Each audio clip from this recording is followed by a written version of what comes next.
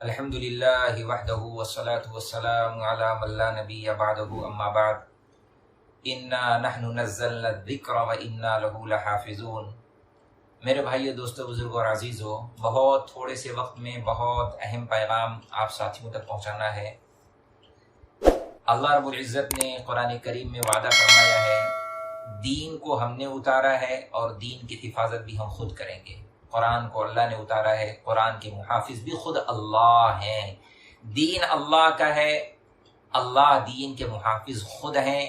دین کو اللہ کیسے دوسروں تک پہنچائیں گے، اس کی حفاظت کیسے کریں گے، کن کو استعمال کریں گے، وہ اللہ خود بہتر جانتے ہیں۔ مخلوق اللہ کی ہے، کائنات اللہ کی ہے، کس کو کب استعمال کرنا ہے وہ اللہ بہتر جانتے ہیں۔ ہم چونکہ اسباب کی دنیا میں ہیں، اس لیے ہمارے ساتھ جب حالات آتے ہیں کچھ ناگوار طبیعت کے خلاف، تو انسان گھبرا جاتا ہے، پریشان ہو جاتا ہے، مایوسی کا شکار ہو جاتا ہے۔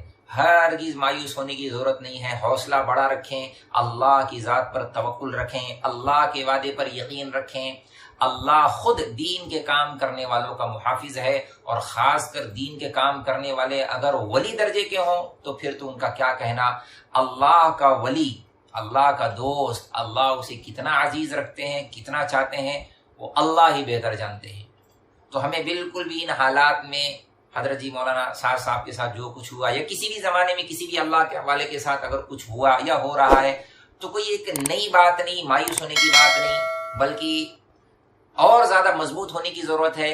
ماضی میں ہم جھانک کر کے دیکھیں، بہت ساری مثالیں ملیں گی۔ سب سے بڑی مثال خود رسول اللہ صلی اللہ علیہ وسلم امام الانبیاء ہیں اور اللہ کے سب سے زیادہ حبیب ہیں، لیکن اس کے باوجود سب سے زیادہ تکالیف سے آپ کو گزرنا پڑا، سب سے زیادہ تکلیفیں آئیں، سب سے زیادہ سازشیں آپ کے ساتھ ہوئی ہیں۔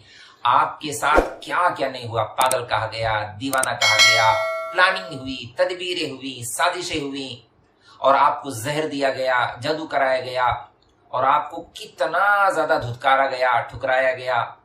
ان سارے حالات میں اللہ کی مدد آ سکتی تھی، لیکن اس کے باوجود بھی اللہ نبی کو ان حالات سے گزار رہے ہیں۔ یہ اللہ کی مصلحت ہے، اللہ بہتر جانتے۔ خود نبی کو اتنا زیادہ ستایا گیا، اتنا زیادہ دکھ دیا گیا کہ نبی کو مکہ چھوڑ کر مدینہ جانا پڑا۔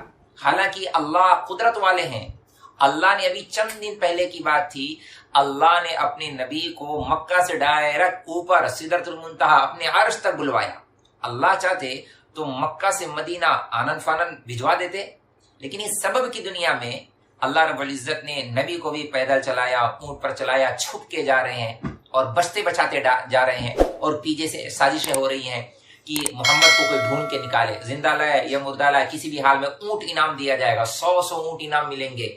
یہ نبی کے ساتھ ہو چکا ہے، اللہ دیکھ رہے ہیں، اور نبی کے سب سے چہیتے، نبی کے سب سے زیادہ عزیز حضرت ابوبکر صدیق ساتھ میں ہیں۔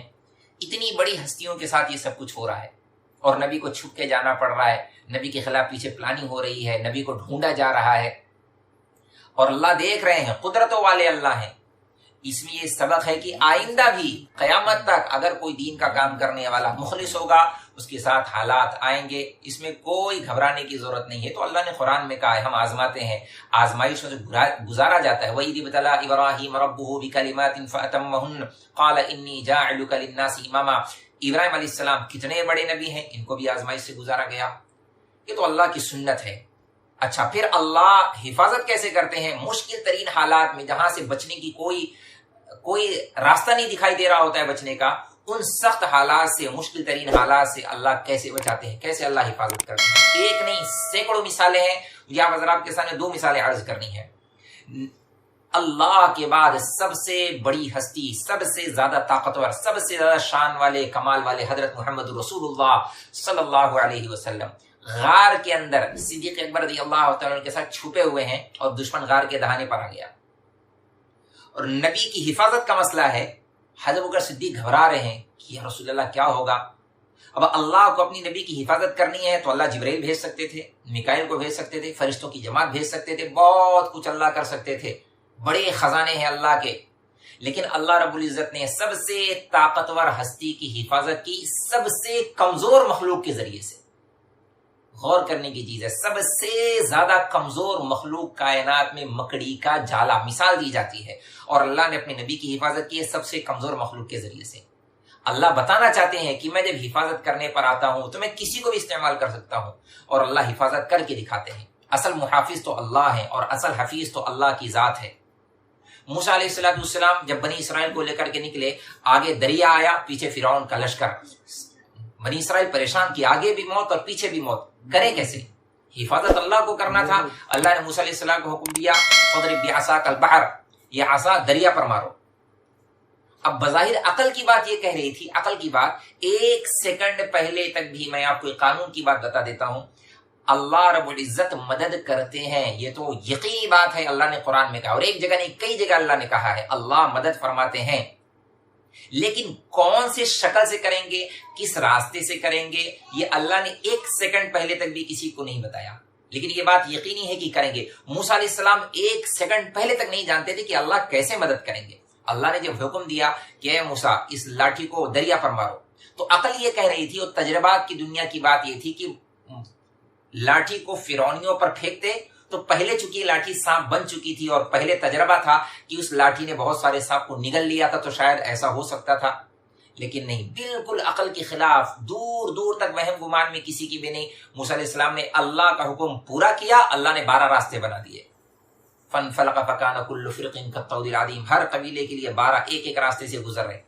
تو یہ اللہ کی حکمت ہے، اللہ کو قدرت ہے، اللہ کی مصلحت ہے، اللہ بہتر جانے۔ دل چھوٹا کرنے کی کوئی ضرورت نہیں، گھبرانے کی ضرورت نہیں، اللہ اپنے ولیوں کی، دین کا کام کرنے والوں کی حفاظت خود اللہ کریں گے، خود اللہ کریں گے۔ حالات آتے ہیں، ان حالات میں ان کو اور زیادہ اٹھایا جاتا ہے، ان کے مقام کو، درجات کو اللہ اور بلند کرتے ہیں، اور جب حد ہو جاتی ہے اور جب ستانے کی انتہا ہو جاتی ہے، اللہ نہ کرے وہ نوبت آئے، اللہ نہ کرے، ہم کمزور لوگ ہیں، گھبرا جاتے ہیں، کب آئے گی اللہ کی مدد، کب آئے گی اللہ کی مدد؟ آئے گی اللہ کی مدد، مایوس ہونے کی ضرورت نہیں۔ جس زمانے میں بھی کبھی بھی کسی کو بھی، کسی اللہ والے کو اگر چھیڑا گیا، چاہے وہ نبی ہو، چاہے وہ ولی ہو، چاہے وہ قطب ہو، جب بھی چھیڑا گیا تو اللہ کو غصہ آتا ہے، اللہ کو جلال آتا ہے، پھر اللہ رب العزت زمین کو ہلاتے ہیں۔ 2 چیزیں ایسی ہیں جہاں اللہ رب العزت نے فرمایا ہے میرے ساتھ اعلان جنگ ہے۔ ایک، اللہ کے ساتھ اعلان جنگ کب ہے؟ جب بندہ سودی معاملہ کرتا ہے تو سمجھ لو اللہ کے ساتھ اعلان جنگ ہے، اور جب بندہ کبھی اللہ کے ولی کو تکلیف پہنچاتا ہے، دکھ دیتا ہے، تو سمجھ لو اللہ کے ساتھ اعلان جنگ۔ اللہ نے خود کہا ہے میرے ساتھ اعلان جنگ ہے۔ ایک بات آپ حضرات کی تو کچھ بات یاد آ گئی، کہتے کہتے اللہ نے دل میں بات ڈالی ہے۔ ایک زمانے کی بات ہے، کسی زمانے میں ایک شخص نے خدائی دعویٰ کیا تھا، کسی زمانے میں ایک شخص نے خدائی دعویٰ کیا۔ اس زمانے میں اللہ رب العزت نے کسی حکمت کے تحت بارش روک لی تھی۔ لوگ اس بادشاہ کے پاس آئے اور اس نے کہا، بادشاہ سے کہا کہ اگر تم خدا ہو تو بارش برساؤ۔ اب اس کی تو حالت خراب ہو گئی کہ اسے تو پتا ہے کہ میں ایک عام انسان ہوں، خدا تو ہوں نہیں، اب بارش کیسے برساؤں؟ تو اس نے کہا ٹھیک ہے میں بارش برسواتا ہوں۔ جب وہ ساری قوم چلی گئی، لوگ چلے گئے، تو اس بادشاہ نے کیا کیا، اس وقت کے نبی کے پاس ملاقات کے لیے گیا اور نبی سے کہا کہ بھئی دیکھو تم اللہ کے نبی ہو اور آپ کی اللہ سے تو ملاقات ہوتی ہے، تو اگلی ملاقات کب ہے اللہ سے آپ کی؟ کہا بھی اگلی ملاقات میری فلانے دن ہے۔ کہا ٹھیک ہے، ایک چٹھی لکھی، کہا میرا پیغام اللہ تک پہنچا دینا۔ تو نبی جی نے کہا کہ بھی اس میں کیا لکھا ہوا ہے؟ کہہ دیکھو بھئی اللہ سے صاف کہہ دینا کہ اگر فلانے دن تک، 1 2 دن 3 دن کے اندر اگر اللہ نے بارش نہیں برسائی تو میں اللہ کو بہت سخت تکلیف دوں گا، بہت سخت عذاب دوں گا اللہ کو۔ اب نبی سے یہ بات ہو رہی ہے، نبی سے، میں اللہ کو بہت سخت عذاب دوں گا، بہت سخت تکلیف دوں گا، اللہ سے کہنا کہ 2 دن کے اندر بارش برسا دے، جو بھی اس نے کہا ہوگا، اور یہ چٹھی، یہ پیغام میرا لکھت روپ میں یہ پیغام میرا اللہ تک پہنچا دینا۔ وہ نبی نے چٹھی لے لی۔ بہرحال جب نبی کی ملاقات ہوئی اللہ سے، اللہ نے بات چیت کی، نبی کے ذہن میں نہیں تھا، جب نبی جانے لگے تو اللہ نے خود سامنے سے یاد دلایا، او نبی جی کسی کا کوئی پیغام تو نہیں تھا؟ تو کہا ہاں اللہ تعالیٰ یاد آیا، ایک پیغام تھا، ایک بادشاہ کا ایک خط ہے، کہ ذرا بتا اس خط میں لکھا کیا ہے؟ اللہ تو سارا ہی جانتے ہیں معاملہ، اس خط میں کیا لکھا ہوا ہے۔ اب نبی بھی تھوڑا گھبرا رہے کہ کہیں تو کیسے کہیں، تو کہا نہیں بتاؤ اس میں لکھا کیا ہے۔ اللہ رب العزت کے سامنے نبی خط پڑھ رہے ہیں کہ اس میں یہ لکھا ہوا ہے کہ اگر فلانے دن تک اللہ نے بارش نہیں برسائی تو میں اللہ کو بہت سخت عذاب دوں گا، بہت سخت تکلیف دوں گا۔ اب بتاؤ اللہ کو کیا کرنا چاہیے تھا؟ اللہ کو کیا کرنا چاہیے تھا؟ اللہ رب العزت چاہتے تو وہ اگلی سانس نہیں لے پاتا، زمین فوراً دھس جاتا۔ اللہ رب العزت نے اگلے ہی دیکھا ٹھیک ہے تم جاؤ، نبی کو بھیجا اور نبی کے پہنچنے سے پہلے پہلے بارش برسوا دی، لیکن یہ بات کہی تھی کہ جا کے اس سے پوچھنا تو صحیح، اس سے پوچھنا نبی جی اگر میں بارش نہ برساتا تو تم نے اللہ کو عذاب دینے یا اللہ کو تکلیف دینے کے لیے کیا سوچا ہوا تھا؟ تم کیسے اللہ کو تکلیف دیتے؟ اللہ نے بارش برسا دی، اللہ چاہتے، اللہ کو کیا ضرورت تھی بارش برسانے کی؟ لیکن اللہ نے بارش برسائی، کوئی ضرورت نہیں تھی۔ میں تو بیٹوں کو کہہ بھی نہیں پا رہا ہوں، بڑی عجیب سی بات ہے۔ اللہ ہے، اللہ تو اللہ ہے، سبحان اللہ، بڑی قدرتوں والے اللہ ہے۔ بارش برس گئی، بادشاہ بھی خوش، لوگ بھی خوش، قوم بھی خوش۔ جب نبی آئے تو نبی نے یہ بات کہی کہ میں نے اللہ تک تو پیغام پہنچا دیا تھا، لیکن اللہ نے پوچھا تھا یہ بات کہ اگر میں بارش نہیں برساتا تو تم نے کیا سوچا ہوا تھا اللہ کو تکلیف دینے کے لیے؟ کہا کچھ نہیں، میں نے تو بس اتنا سوچا ہوا تھا اگر بارش نہیں برستی تو جتنے بھی اللہ کی ولی اس سرزمین پر ہے سب کو قتل کر دیتا، سب کو قتل کر دیتا، نہیں سب کو تکلیف پہنچاتا۔ اللہ کے ولی کو تکلیف پہنچانے کا مطلب اللہ کو تکلیف دینا ہے۔ اللہ کی ذات تاثر سے پاک ہے، اثر کے ساتھ اثر سے پاک ہے، لیکن اللہ نے اسی تعبیرات استعمال کی۔ اللہ کو غضب آتا ہے، اللہ خوش ہوتے ہیں، تو اللہ رب العزت اپنے ولیوں کا کتنا خیال کرتے ہیں، کتنا محبوب رکھتے ہیں۔ اللہ کو ضرورت نہیں تھی بارش برسانے کی، اللہ کچھ اور بھی کر سکتے تھے، ختم کر دیتے، پھنسا دیتے زندہ، لیکن اللہ نے بارش برسائی۔ اس بادشاہ نے توبہ کر لی اور کلمہ پڑھ لیا، توبہ کر لی اور کلمہ پڑھ لیا کہ نہیں، جو خدا اپنے نیک بندوں کی اتنی رعایت کرتا ہو وہ خدا واقعی خدا کہلانے کے لائق ہے، وہ چاہتا تو مجھے زمین میں دھسا دیتا۔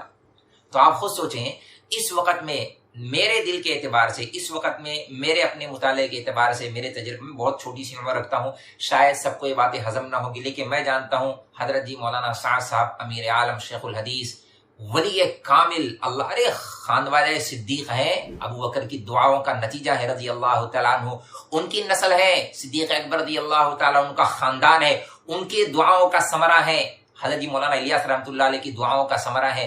اتنی کمزور دعا تو نہیں ہوگی یار غار کی، اللہ کے ولی ہے اس زمانے کے، اگر کسی نے چھیڑا ہے تو خود اللہ کے ساتھ اس نے اعلان جنگ کی ہے، کوئی بات نہیں، ہمیں پریشان ہونے کی ضرورت نہیں، اللہ خود نمٹنے کے لیے کافی۔ ہم کسی کے لیے بد دعا نہیں کرتے، ہم تو سب کے لیے خیر کی دعا کریں گے، لیکن اتنی بات سمجھ لیں ہم ساتھیوں کو کیا کہنا ہے، کیا کرنا ہے، صبر سے کام لینا ہے، انشاءاللہ اللہ رب العزت ہم سب کو عمل کرنے کی توفیق عطا فرمائے۔ وما علینا الا البلاغ۔